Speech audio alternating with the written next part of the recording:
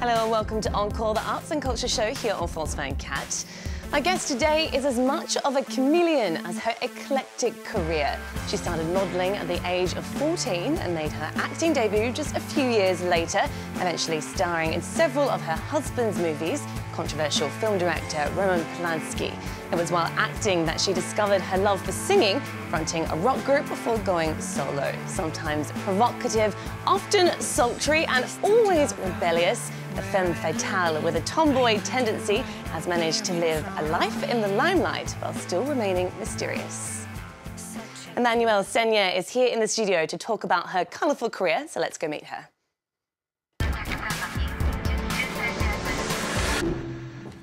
Emmanuelle, welcome to the show. Thanks so much for joining us. Thank you. You've just released your third album. It's called Distant Lover.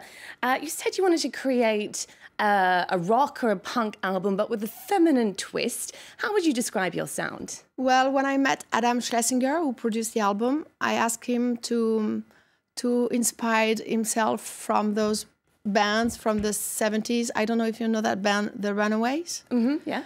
And The Strokes and Jesus and the Mary Chain, but to find a feminine way and also a sound that is from today.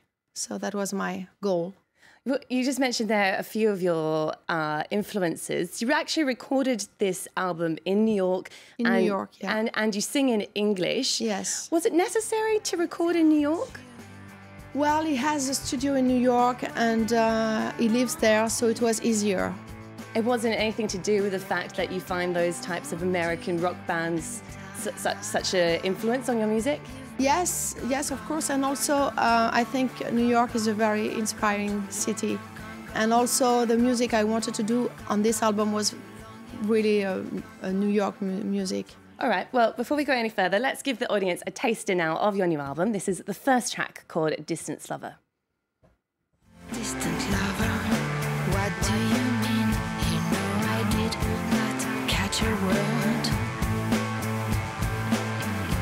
Undercover, don't make a scene. You're never seen and you're never heard. Why can't I touch you? Whenever I want to, why can't I have you anytime at all? There you go, that's a Distant Lover. Very sexy film clip there, that's for sure. Well, it's a video that has been directed by Stéphane Sednaoui, who is a great video director, and I mean, it was his idea. Okay. Not mine. But you were more than happy to go along with it. Well, I was so happy to work with him. I was so lucky because he didn't do any videos for a long time, so I just... Yeah, and he's done the likes of video clips from Madonna and some big stars. So I was so happy that I was ready for everything. Yeah. The lyrics to Distant Lover is obviously about an absent partner. Where do you get the inspiration from your music from? Is this a reference to your husband, Roman Polanski? No, not No, I mean, the lyrics, it's not that I don't care, you know, but in English, everything sounds good. Like you say, I love you, baby, ha, ha, ha, and it sounds good. So I'm not sure. I think a lot of people would argue that when you sing in French, everything sounds good. It's the language of romance. I don't think so. I think in French, you have to work a little bit on the lyrics because it doesn't swing so well. It's my opinion. It's interesting because you have sung before in French. And yeah, I did one album in French, so I did more like pop music, and I realized it's not exactly my thing. Okay, so you're going to stick with English from now on? I think so. Okay, that's interesting.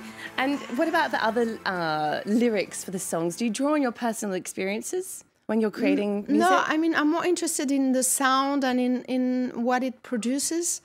And the lyrics, I didn't write them. So, I mean, I think he did a great job on them, but it's not like my main goal. You know, I don't tell him, oh, I want to talk about that, I want to talk about that, you know. Okay. I let him quite free about that. Well, on the album, you also sing a cover of the Velvet Underground's Venus and Fur, which you're also starring in a film of the same name. Exactly, because I asked him to do that song because I was playing in that movie. And also I worked with Lou Reed on Berlin with Julian Schnabel. and I thought it was a great homage. Well, the movie premiered at the Cannes Film Festival last year and is about to be released in English. You play the role of Wanda, a brash actress auditioning for a stage version of Leopold von Sacher-Masoch's erotic novella. That's quite a mouthful. Let's take a look now at an excerpt from that film. Evening, in the heart of Paris, in a once grand theater, a director is wrapping up auditions for his new play. Or is he? Tu refuserais un peu d'amour? C'est de l'amour que tu me proposes? Non, c'est le pouvoir. C'est le pouvoir qui t'intéresse. Votre fourrure, maîtresse. Cela finira-t-il? Finir? Nous n'avons même pas commencé? The film's also about to be presented in the Tribeca Yes, Film Festival. yes. As you can see there, the character that you play kind of morphs from perhaps a ditzy kind of character, which comes across at first, to a dominatrix by the end. Do you enjoy playing these types of roles, these kinds of women? Well, it's not a question of playing this type of woman. It's a great role because I have a lot to do. I arrive and I'm like a vulgar actress, and then slowly I become more and more sophisticated. So it's like there's a lot to do and to act, so it's fun. She's not what she seems, as I said before. Exactly. When you first... Because maybe there's a very kind of surrealistic thing in the movie, and you might discover that she's maybe not real, or maybe she's a goddess or something. Do you think that you can relate to that? You mean you've had such an eclectic career, you're hard to define. Are you the sort of... You think I'm a goddess? That's what you think mean? you're a goddess? No, I mean, no, it's just, I just have fun playing and doing it, you know. I don't think too much when I do it. I just do it, and I do as best as, how do you say, as best as I can. Yeah, all right. Well, your co-star in the film, Mathieu Amalric, who you've worked with before in the film The Diving Bell and the Butterfly, says you were what drove Romain to make this film. Let's take a listen to what he had to say. He wants to film the woman that he loves. So for the first time, he's made a film in French for Emmanuel. That's what drives the man behind the camera. If that didn't exist, there wouldn't be a film. So, as you just heard there, he says that Romain's love for you is what inspired him to cast you in this film and what inspired him to make this film. You've spoken before about your love for your husband and how strong it is, but it's certainly been through some tough and testing times, namely when he was arrested a few years ago over an alleged sexual assault back in the States many decades ago. How did you get through that period? Well, it was a very difficult period for my family, for me, for my children, for my husband, for everybody. So it's like not very positive and fun for me to talk about it. But it was a very hard moment. But everybody has his moments in life. So I guess I went through it, and here I am, you know.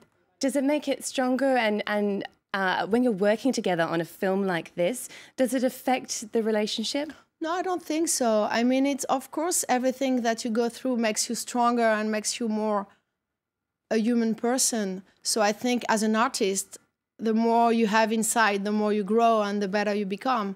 So I would say that. But it was really great. And we were looking for a subject to do together for a long time. And when we found that piece, you know, that play from David Ives, we were very happy, and we just did it, you know, and I think it's a great movie. That film itself centres around power games between director and actress. What was your rapport like with Romain in that film? Rapport, what is it, rapport? Your relationship with him. Oh, it was great. I mean, it's great to work with a great director, you know. There are not so many on the planet. So when you're lucky enough to do a great movie with a great director, you're very happy, and it was fun. And Mathieu is a fantastic actor, so we really had fun, and we didn't think too much. You know, it was like pleasure. So you had so much fun. Do you think that you a lot of work, Of course, because we shot it in 27 days. A lot of work, but a lot of it was very exciting. Do you have any plans to make any more films with Romain? With Roman? Not for the moment. He's doing now a movie, but there is like no role for female. Maybe he'd be inspired to create one. No, I think it's good that he does his work and I do my work, and you know, sometimes we meet, sometimes we don't, you know. So what's next for you then? More music? I don't know. For the moment, I'm with my music, but maybe I'm gonna do more theater, because I was in l'Odéon for all the year last year with a Harold Pinter Homecoming with Luc Bondy, and that was great, and I want to do more theatre. Okay. Thank you. Well, we have to leave it there, but thank you so much for coming in to speak to us today, Emmanuelle. Thank you also for tuning in. Just a reminder, Emmanuelle's new album, Distant Lover, is out now, and you can catch her in the film Venus in Fur in cinemas in English in June. We're going to leave you now with some behind-the-scenes images of Emmanuelle recording that album in New York. This is the song So You Think You're a Man. Enjoy and see you for more culture soon.